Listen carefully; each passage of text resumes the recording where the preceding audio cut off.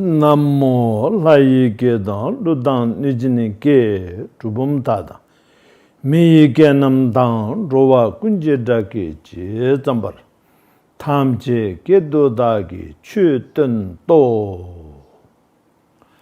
Daja Ke Tamba Nyame Tupe Wambu Shabje Dur Chimame Bala Gowe Rabdu Dede Gosum Kupachimbu 찬설신 접수는 치우 다자 기 빨된 람마 리다 찡쿠르잔주 잡다 가드는 총밤에비 때르첨본 초게 샵제들 마음에 봐라 고여 랍도 뜨데 고슴 그바쳔부 찬설신 접수 치우 다도 셈지엔 탐지지 주 진제라버 제도 솔 Paldin Savelama Rimbo Che Dagi Chivripeme Dejula Garden Chimbugone Jezonde Gosung Tuji Mudup Zardu Sol Wona Namkatan Nyambe Semjin Tamchan Namchan Lanamepa Yang Dapa Zobe Sanjiji Komparu Bochela Gobar cha dei chedo talam tambi chu samon chepala chu nyembe kunhonda kuche number tape senthal. Today, as I was requested, I will be elaborating on prophecies. Actually, the prophecy by definition is Buddha Shakyamuni, after his enlightenment, then past and present and future are not dualistic. They are part and parcel of each other. Ultimately, time is relative. Therefore, what Buddha manifested is events of the past, of many, many eons, and also the cosmology of infinite space with infinite amount of universe and galaxies and so on and so forth. How they come about, how they continue, how they come to an end. At the same time, one is rising, another one is ending, so on and so forth. So that is there in an enormous detail. And I will not go into this because right now we have only 45 minutes. In this, what I am sharing with you here, I want it to be truly, personally, timely, relevant as possible. So I should and I will do my best. But I must base on prophecy. Okay? Now, Buddha prophesied, and also Guru Padmasambhava prophesied. They're all same in outcome. And although Buddha, by definition, is the potential of you, potential of me, and potential of everyone, our innate, primordial potential. Each one of us have limitless potential. And when that potential is fully matured, awakened, not only discovered, but awakened and become, you become what you ultimately always has been, then that is what we call Buddhahood. It is not becoming something else and someone else. You become you. But your ultimate, your primordial, your true, ultimate potential, limitless. And now, based on that, then what happened in the past, what is happening right now, what will happen in the future, they all spelled out by Buddha Shakyamuni and also by Guru Padmasambhava. The gap between Buddha Shakyamuni and Guru Padmasambhava is many centuries, but the essence is the same.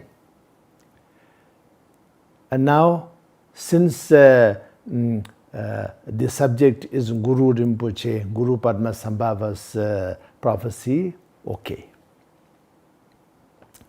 You should understand this is exactly what Buddha Shakyamuni also prophesied in his teachings. So, Guru Padmasambhava said that the teaching of Buddha, everybody call Buddhism, as we know today, it will last. Its purity and relevance, because the blessing, the knowledge, the wisdom, the lineage of all of it will live 5,500 years. So out of that, we are 2,500 plus. But it is also mentioned that if the disciples, the followers, the practitioners, the teachers, the gurus, the monks, nuns, everyone, if they go in a contaminated manner, if, let's make it very straight, if they corrupt that pure teachings of Buddha, then it will degenerate. Then lifespan of Buddha's teaching will not be 5,500 years. Very clearly mentioned. And what will be the cause and who will be responsible for the degeneration of the Lord Buddha's teaching is the teachers who are teaching the Buddha's teaching. If they are not teaching according to Lord Buddha's genuine original teaching, which we call teaching of the lineage, and also they will not live the teaching. If they become corrupted, then the teaching will not last for 5,500 years. But then it is also mentioned the outer shell, look-alike Buddhism, will last for tens of thousands of years. And books will last for tens of thousands of years. The dogmas and the institutions will last for tens of thousands of years, of course. But the genuine teaching is 5,500 years. So, in this context, then now we can go one step further. And in prophecies, how the entirety of the humanity is described, then we have to look at the Sanskrit terminology, Satyuga or Krita Yuga and Kali Yuga. So Satyug means light, the day, and that is Yug means the time span of a life of a universe, life of a galaxy, life of a planet, solar system. Solar system, a galaxy, and universe. So all of these have its own life circle, and in that cycle, then Satyug is when everything is perfect. So when everything is perfect, then there is no negativity. When everything manifests, then there is no need for desire or attachment, and it will not arise, and there is no anger and aggression, it will not arise. There's no lineage of attachment, and there's no lineage of anger, and there's no lineage of ignorance, and there's no lineage of jealousy, and there's no lineage of ego pride, and so on and so forth, and fear, etc. When it does not occur in that particular yug that is described as a Satyug or Krita Yug, and light eon or day eon, if you like. So unfortunately, I am not in this right now, and we are all not in this right now, but some individuals who are awakened, for them it is like that. But for general, let's say, beings in our solar system, our galaxy, our universe are not in this yug. And then another yug, if not Satyug or light eon or day eon, then it will be Kali Yug, dark eon or night eon, positive, negative sense. So then we are unfortunately in this eon, Kali's Yug. Now what makes the Kali Yug is because basically our primordial wisdom, its manifestation is corrupted and degenerated.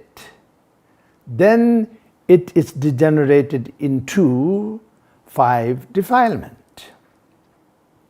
For example, the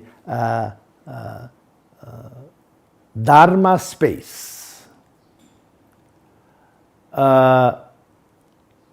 ultimate sense, everything is perfect, and everything is part and parcel of the Dharma space, which is emptiness, voidness, but not the negative emptiness. Everything is perfect. That is the first wisdom. And when we don't realize this, then it becomes ignorance. So how does ignorance manifest? Ignorance manifests as a self, I. Long as we limit ourselves to me, I, then everything else will fall into that direction. So that degeneration and that corruption lead to the next. So when I becomes predominant, then I like the attachment. I like certain things. I like it this way. I like this feeling, etc., etc. So that will manifest. I will not go into the details of the 5 wisdom, which will take so much time, but I will just mention the names and the order. So Dharma, space, wisdom. Discernment, wisdom. Mirror-like wisdom. And equanimity, wisdom. All accomplished wisdom. So when they are not recognized and realized, and then we get corrupted into ignorance, lash, aggression, ego pride, and jealousy. So how bad they are, we all know, because all of us have our fair share of suffering and shortcomings because of our ego, because of our greed, because of our aggression, because of our ego pride, not just the self, but ego pride, and then jealousy. It is very, very strange, actually, when we think about it. But for us, it is very normal, because we are in Kali's Yuga. In Kali's Yuga, all these 5 defilement or 5 neuroses or 5 poisons are normal. So this way, out of ignorance, greed, and then when we don't get what we want, then we get angry. And if we get what we don't want, then we get angry. So these 3 is the base. We call it 3 main poison. Poison means it destroys the joy, the happiness, the compassion, the love, the kindness, and the wisdom. It destroys these. Therefore, they are called poisons. And outcome, the 2 of them are very, very clear. For example, what is the ego pride? Ego pride is when I get what I want very easily, and when I see others don't get what they want easily, and they have to struggle, then instead of feeling appreciative of what I have, and feeling compassionate to those others, having sympathy and empathy towards the others, then it becomes ego pride. Then ego pride makes yourself unhappy, because ego pride makes us arrogant. An arrogant person is never happy, because it doesn't make others happy. And when you are arrogant towards others who are less than you, then it creates suffering within yourself and with others. And disharmony starts right there. And another example is even more clear, that is jealousy. Because jealousy is very, very transparent in its fallacy. For example,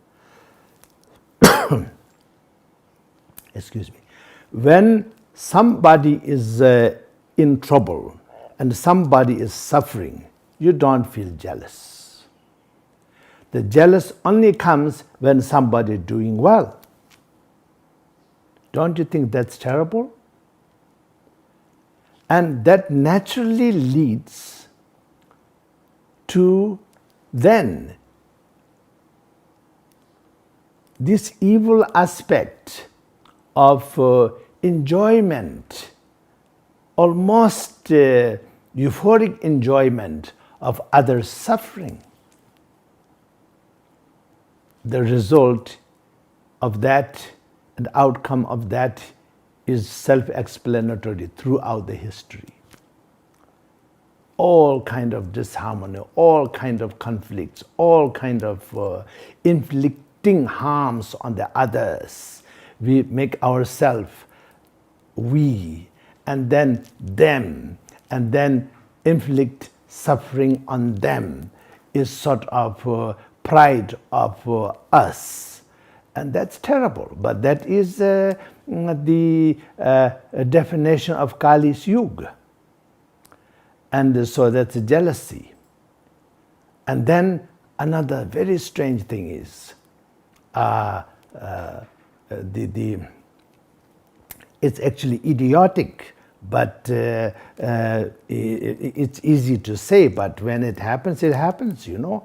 So for example, when some stranger who you have no connection, you don't know, not your friend, not your relative, nothing to do with what you're supposed to be, then if they're having a very big celebrations and all kind of wonderful things, you admire and you talk about it and you try to copy it and all kind of things. There's no jealousy.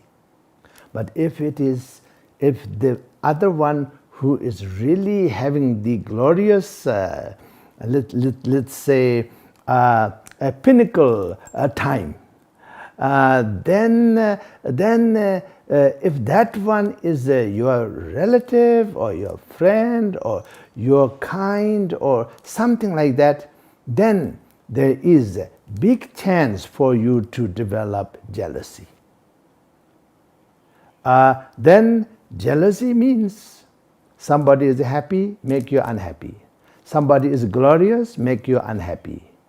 And that naturally means, not spoken easily, but I will say it. That means that when that person is doing little bit less well than you are, then you will not have jealous. You know? So I will not go further. It's too negative. But you have to face the definition of these 5 poisons. You have to face, I have to face, we all have to face. I don't mean I don't have 5 poisons. Of course I have 5 poisons. That's why I'm not enlightened, I'm not Buddha yet. Then how can I talk about it? Because of the lineage of the Lord Buddha's teaching, and that is continued. So within this 5,500 period, then when you receive the genuine lineage and you do your best to live it, then you can talk about it. So that is the basic definition of Kali's Yuga and then Satya Yuga, light eon and or day eon and positive eon, and then dark yuga or night yuga or negative eon. So that is the definition that what I have mentioned. So what happens in this yuga? Then there is the time period of disease. It is mentioned in Tibetan language, Nechi Kalpa, Tsunje Kalpa, Mugi Kalpa. So Nechi Kalpa means the time period of disease, all kind of disease. And then Tsunje Kalpa means the time period of weapons, all kind of weapons. And then Mugi Kalpa means time period of starvation. the starvation of food, their life sustenance. So through what we went in the past 1.5 years, almost 2 years, it is quite self-explanatory of the time of pandemic, this disease. And then it is prophesied that there will be all kind of disease, and disease that we have never heard of, and disease that we don't have cure. We don't know how to cure. In the principle of Lord Buddha's teaching, you cannot have a disease which does not have a cure in principle, yes. But if disease is so abnormal and unusual, then we did not discover the cure. Therefore, it is bad as if there is no cure. But then, of course, there is a cure. And every kind of terrible disease that happened in the past, we found cure and remedy.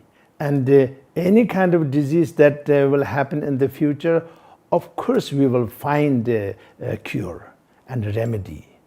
But since they are the definition of time of the disease means the disease after disease after disease after disease, so that cannot catch up with discovering the cure for the disease and cure for the disease.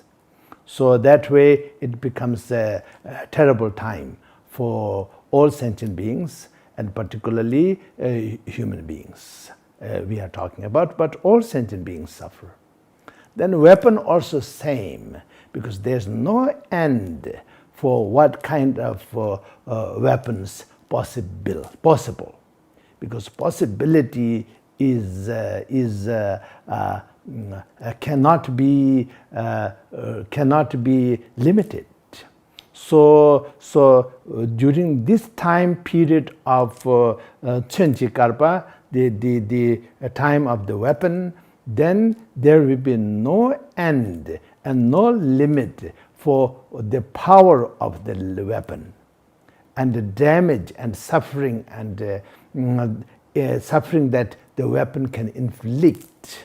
So that is described as a Chenjikalpa. Then the Mukikalpa means starvation. Now here, the starvation is of course always exist, but when it is a period of the starvation means entire humanity suffers the starvation. Just like entire humanity suffers the weapon, entire humanity suffer the disease, the same way entire humanity suffer the starvation. And all of that is coming from these 5 poison, or 5 corruption, 5 defilement. And then that goes very clearly with 5 elements. For example, like ignorance, it is like the space. It is so vast, so perfect, and so pure. But when it is not recognized and not realized, not mastered, then it is enormous, overwhelming. Then other elements are like fire, water, earth, air. The 4 elements which manifest within the element of the space. And so 5 elements and 5 neuroses are connected.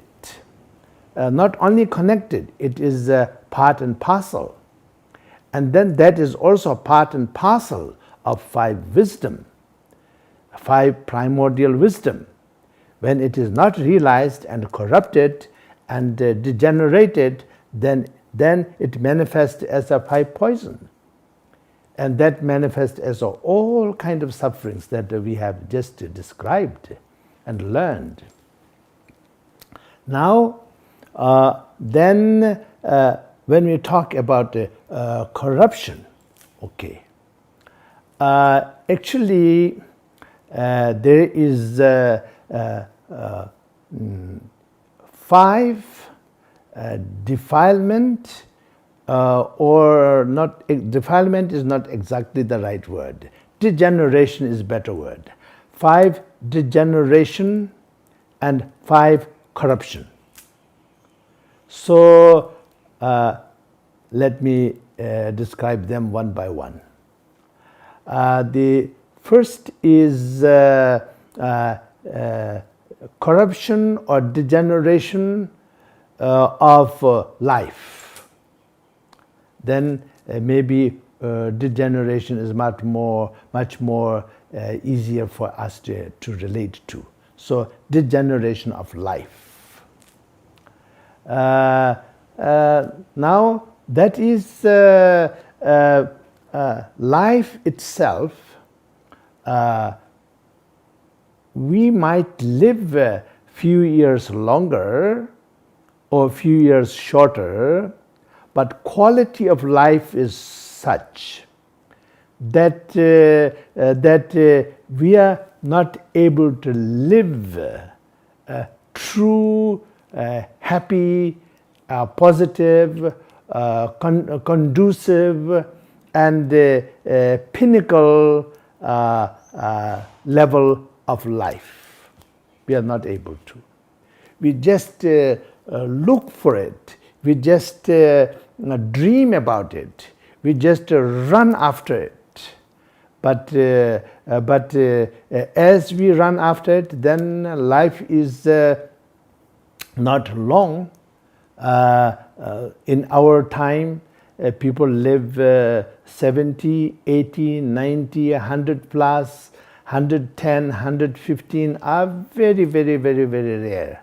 And most people die somewhere 70, 80, 90, somewhere there. And then many people die very young.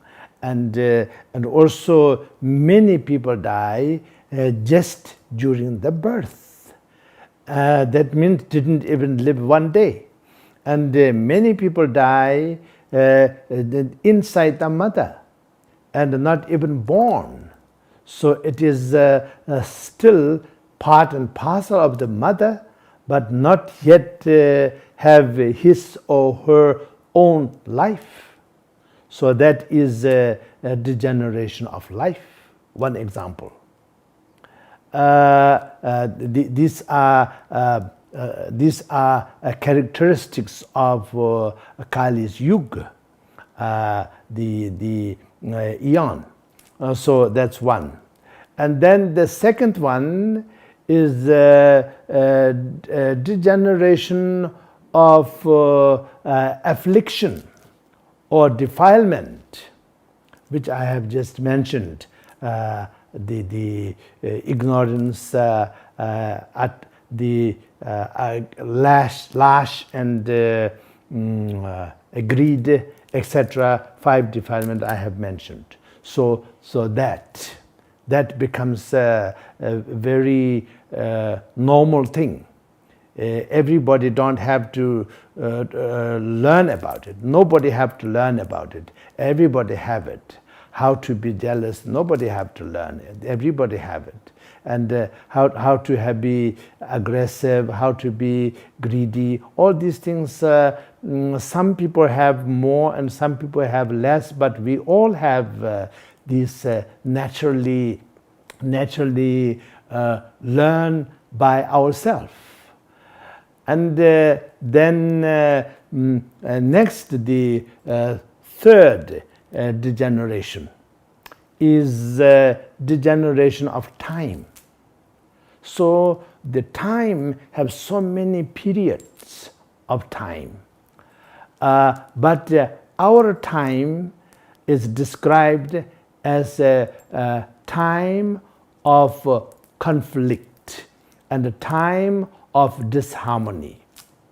So we look anywhere, there is disharmony between ideology, a conflict between ideology, conflict between religion, conflict between ethnicity, conflict between countries, conflict between continents, and conflict, not only that, so many kind of conflict. But this one is particularly describing the conflict time, not a time of absolute peace. This is time of conflict. And what should we do about it? Of course, we should do our best to overcome this conflicting jealousy, ego, greed, hatred, or all these things we have to do our best to overcome, and we have to assist and help humanity, of course, and all sentient beings, of course. But so the time, degeneration of time is this. The next is degeneration of being. So this one, very interesting, because one description of this is degeneration of sentient being, particularly human beings, of course. It is very difficult, and it is challenging to create and assist somebody to be a good person. Very difficult. But of course, it is done, of course. Many good people. The world has so many good people, of course, but not easy. And then somebody is really, let's say, fostered to be a good person. Then successful 1 year, successful 1 decade, successful 2 decades, like that. But then all of a sudden, some circumstances, some environment, then that can ruin all of that effort, and that wonderful person can become a terrible person. There is that possibility. Of course, we should be positive. So somebody is terrible, and that person have all the chance, all the possibility to be wonderful person, of course. But in this degenerating time, then to become a perfect, good, kind, compassionate, wise, and a person full of wisdom is not easy task to foster. And so that is degeneration of being. And at the same time, in ancient religion of Tibet, or system of Tibet before Buddhism, so Buddhism came to Tibet. Buddhism came to Tibet a long time after Buddha's paranirvana. So before that, there was a religion called Bon.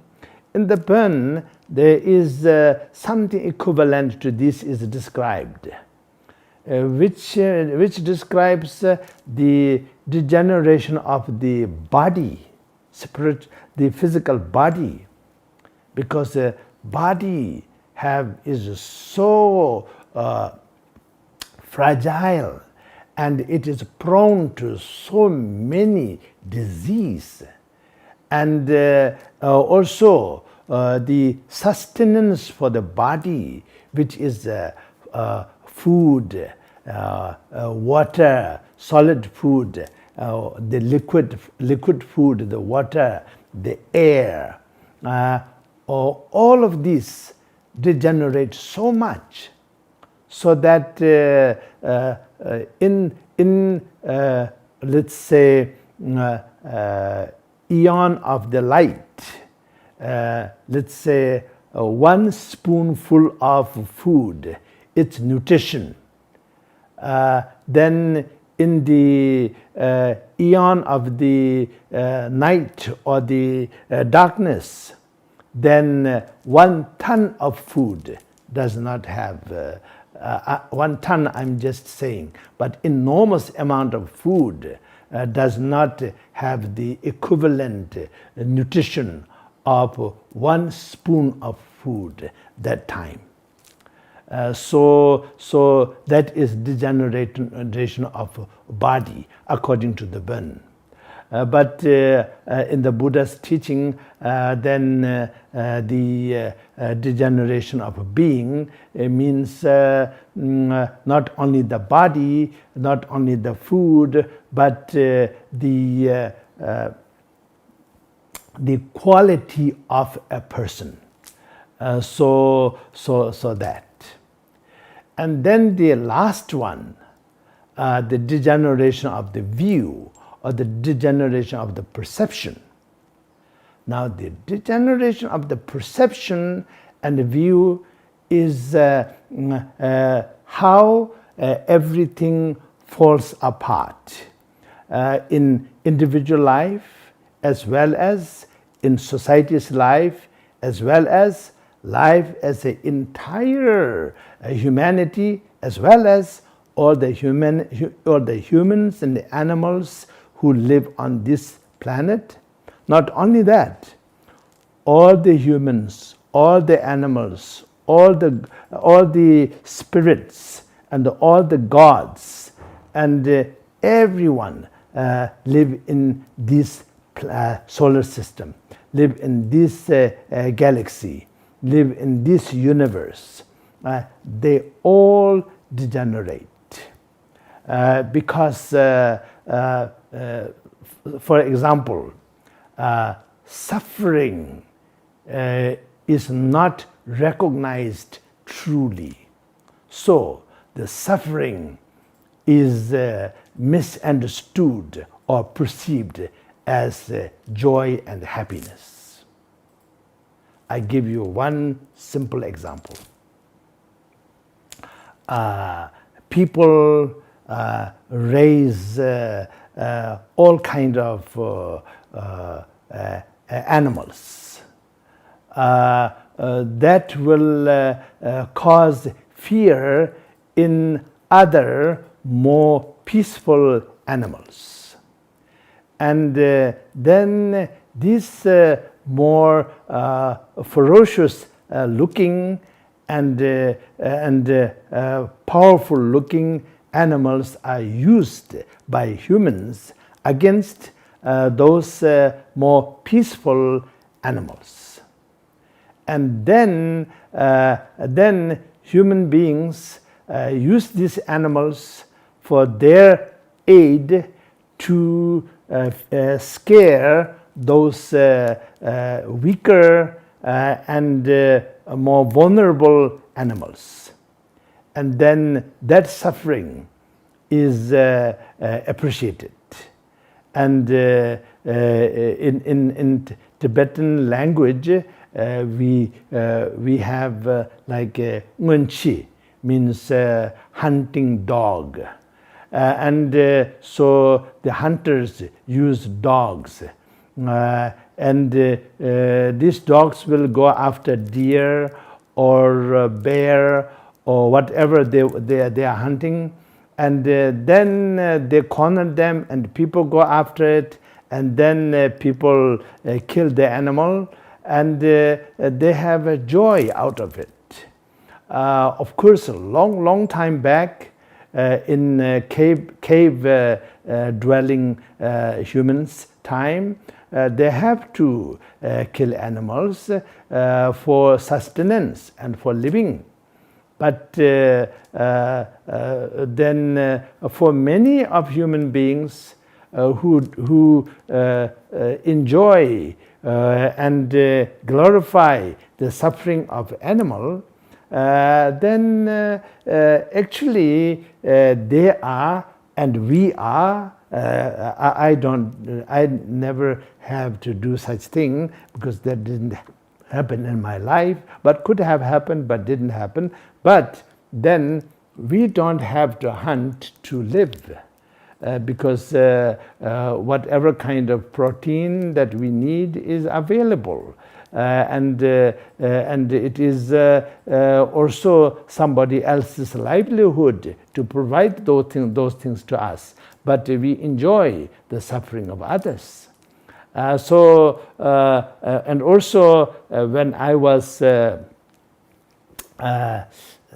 let's say, in my 20s.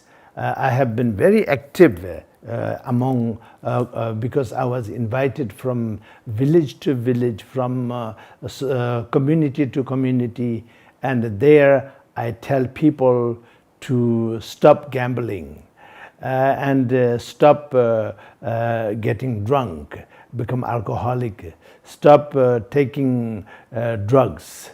And things like that. I did a lot. I mean, not enough at all, but I did.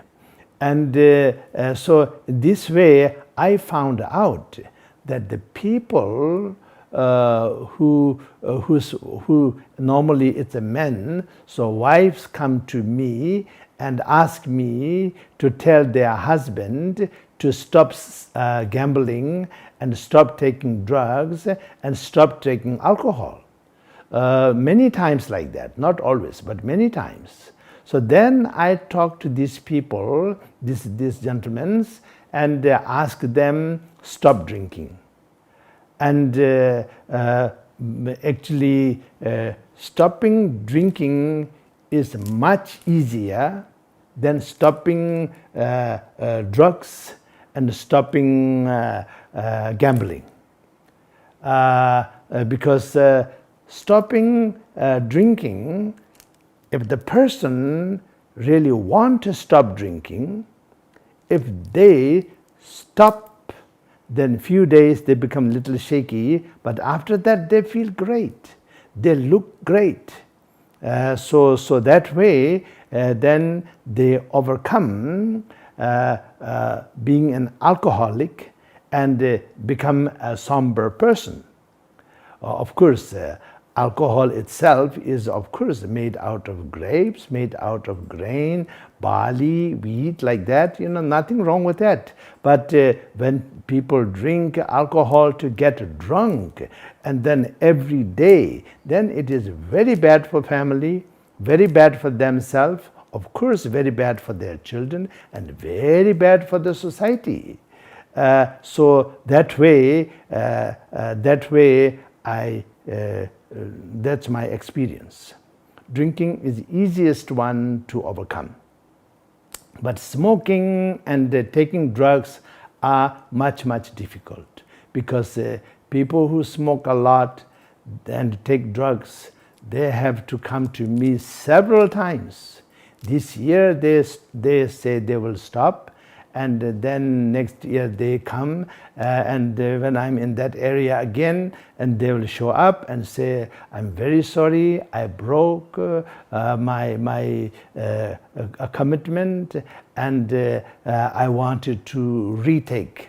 So they take this vow not to take drugs and not to smoke like that several times, several years.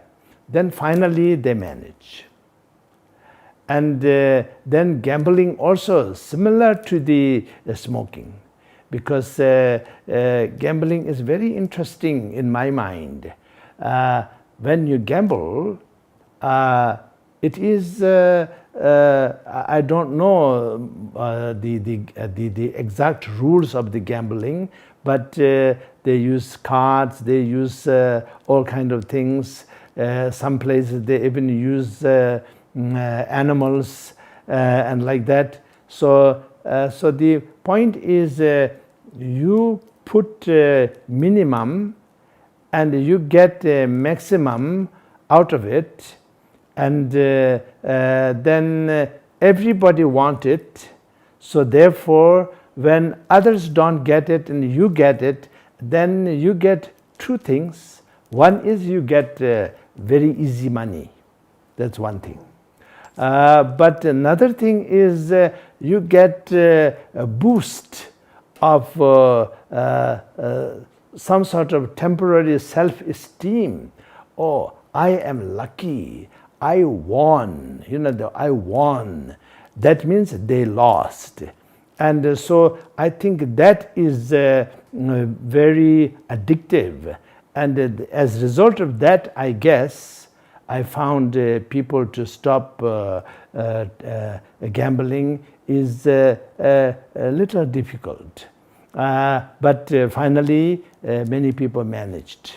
So these are the view, the perception.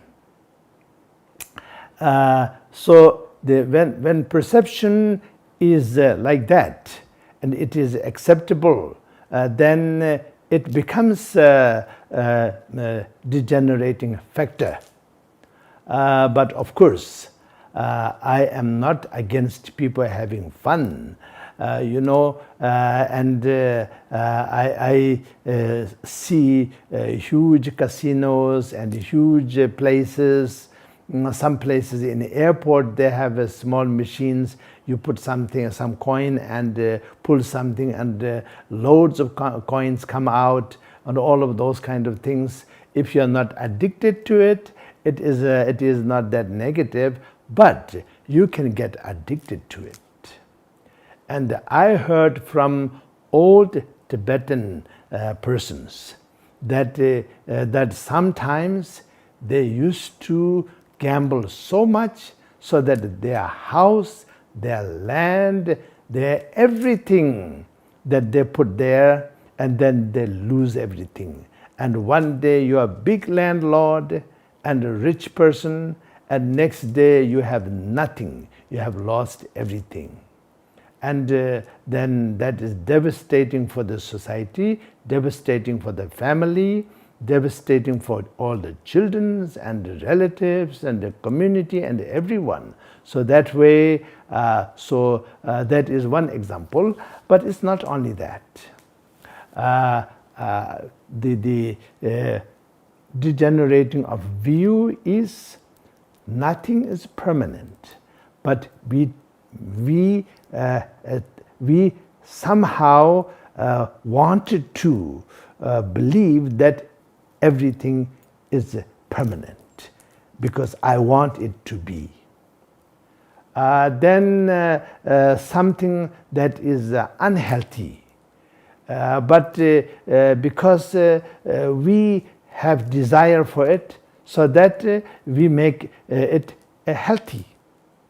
And when some person are very, very, very seriously alcoholic, when I told them stop drinking like that, then they told me this is food, this is good, this is the essence of Bali, this is the essence of grave. It is a good, but of course it is good if you take it properly.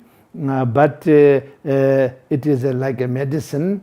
But then if you take a whole bottle of medicine, then you end up in a hospital, So that way it is the perception. And then the self, the I, that does not exist in a tangible manner. It is just a perception. And I exist as others exist. And when you think of yourself, how important you are for you, then you have to at the same time realize that how important they are to them.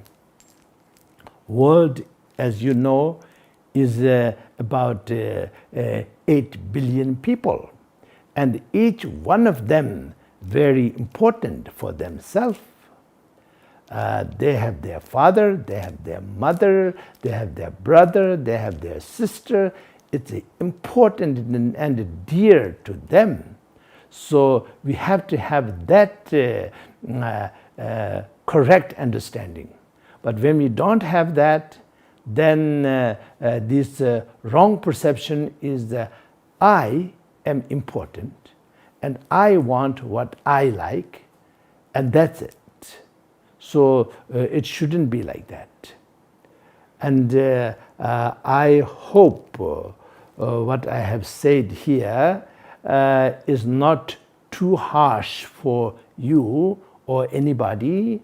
I don't mean to be, but it is very important for us to develop a true compassion and true love and kindness. True one. So how can you do that? You and I, we should develop true compassion, true love, and true kindness to ourselves first. We don't do anything that is harmful to ourselves. We do everything that is positive and meaningful and good to ourselves. You know, compassion means we don't create suffering to ourselves.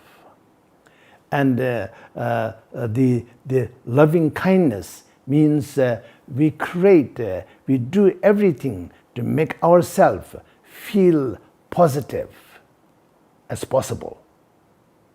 So when we are able to do that, then we are able to at least have the taste of true joy and true absence of suffering. And then we can translate this, and we will translate this to others. If you don't love yourself, I sincerely feel and experience, if I can't love myself, it is just a sort of illusion that we love all sentient beings. Because we don't know what is love, it's just a word. And so when we truly experience the love, the joy, the absence of suffering, absence of struggle, absence of negativity, then we know what is compassion, what is loving kindness. Then we want this for our family members. We want this for our neighbors. We want this for everyone, all parts of the world, regardless of religion, caste, creed, ideology, ethnicity, and not only human beings, to animals, to everything. And now I want to conclude here, but I will say a few things. That is, it is also prophesied that as this degenerating time happens, then the earth itself cannot sustain all the living beings on earth. The ocean cannot sustain. The land cannot sustain. The fresh water cannot sustain. So all of this is happening right now. Whether we like to believe it or not, I personally went to the top of the earth, Greenland. I want to go to the North Pole, but that didn't happen, but very close. And I went to all different parts of the world, and some places are really pristine and clean, but some places are really unhealthy. And it is the same ocean. One part is clean, one part is not so clean, one part is terrible. But it is one ocean. So it's like our right hand is totally in mess. Our left hand is perfect, but then sooner or later, this is going to spread throughout our body. So the environmental degradation or degeneration is part and parcel of this whole thing. About that, Buddha have mentioned, and Guru Padmasambhava have mentioned.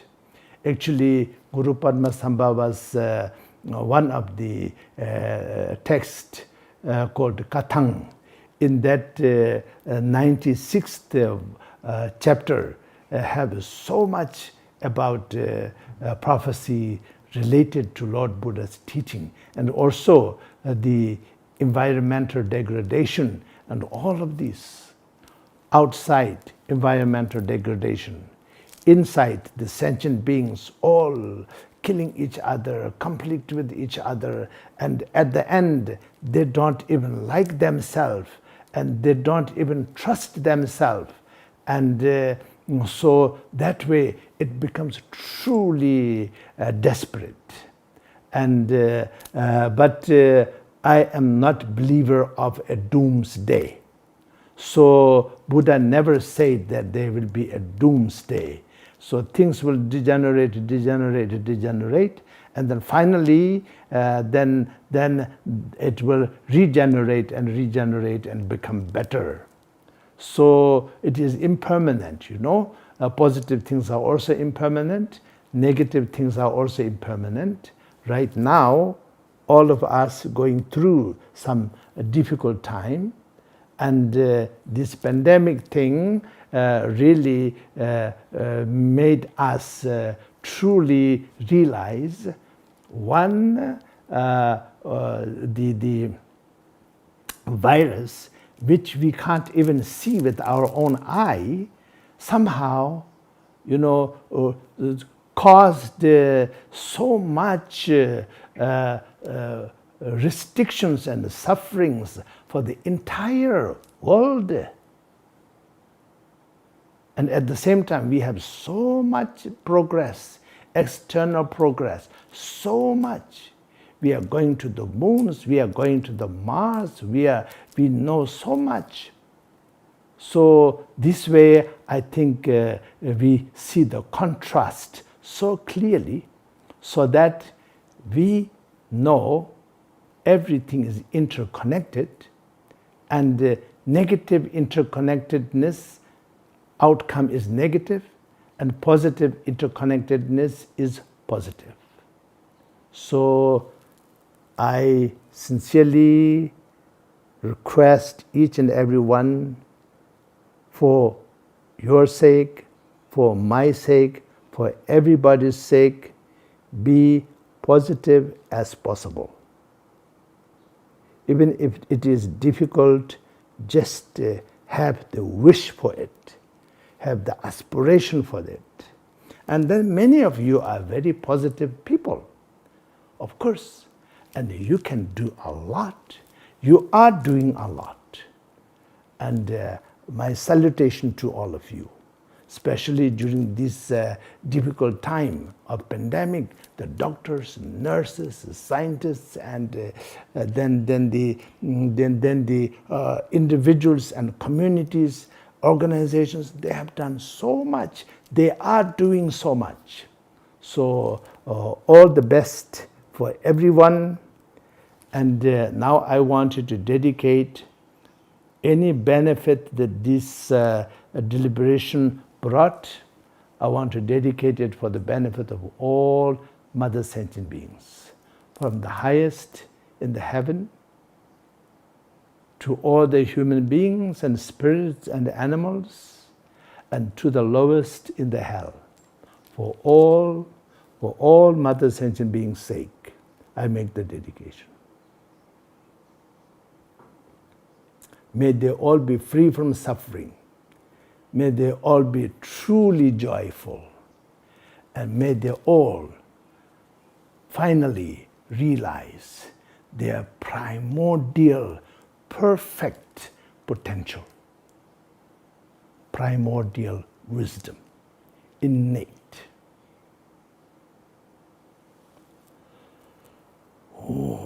Sunamdi tamje zibani tomne nibe danam pamjene Jagananje balap tupai sibian solen rowa dowar showen jambala pawe chitara chemba kundu zangbo teyang tejin te tada kunje jeso dalobji gewan di da tamje rabdu ho jina dewa tsosu ho pende namka chaparisho duna donghar dagi kur kowa donghar je janso tongbar sho